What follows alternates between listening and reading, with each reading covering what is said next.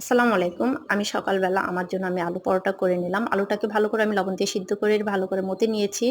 তারপর আমি পেঁয়াজটা আর কাঁচামরিচ একটু তেলে ভাজা দিয়ে নিয়েছি। তারপর ধনেপাতা দিয়ে ভালোভাবে আলু ভর্তার মতো করে নিব। এখানে আমি স্বাদমতো একটু লবণ দিয়ে নিয়েছি।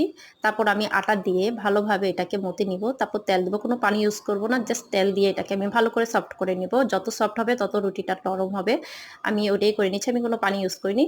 সাইজটা যে যার মতন। কেউ ভারী করতে পারে, কেউ পাতলা করতে পারে। আমি আমার মতো করে নিয়েছি। এখানে আমি তেল বেশি দিব না, কারণ যেহেতু আমি আটার মধ্যে তেল দিয়েছি, তেল দিয়ে মথেছি, তাই আমি এখানে হালকা ভাজা দিয়ে নিব।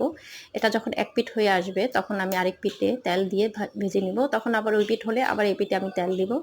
আমি এভাবে করি। অনেকে ভাবে আলু পরোটা হয়তো বানান। যে যেভাবে বানান আমার সাথে অবশ্যই শেয়ার করবেন। আমি আমার মতো করে বানালাম, তাই আপনাদের সাথেও শেয়ার করলাম। এই তো এইভাবে করে আস্তে আস্তে করে আমি রুটিগুলা পরোটার হাইটটা বেশি দেওয়া যাবে না, তা চুলার হাইটটা বেশি দেওয়া যাবে না, লোতে রাখতে হবে। লোর চাইতে একটু হাইট দেওয়া যাবে, এটা আমার আসল লুক পরোটার।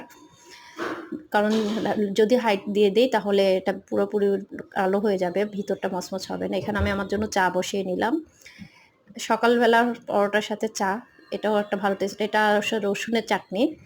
এটা রেসিপিটা চাইলে আমি আপনাদের সাথে শেয়ার করতে পারি। এটা খেতে খুব টেস্ট এবং রেখে খাওয়া যায়। এই তো আলহামদুলিল্লাহ আমার সকালের নাস্তা বানানো হয়ে গেছে। এখন আমি নাস্তা করব। যে যেভাবে পারেন সেভাবে বানাবেন। এটা আপনাদের ইচ্ছা। অবশ্যই আমার সাথে শেয়ার করবেন। আমি পারিয়েছি তাই আমি আপনাদের সাথে শেয়ার করেছি। সবাই ভালো থাকবেন। আল্লাহ হাফেজ।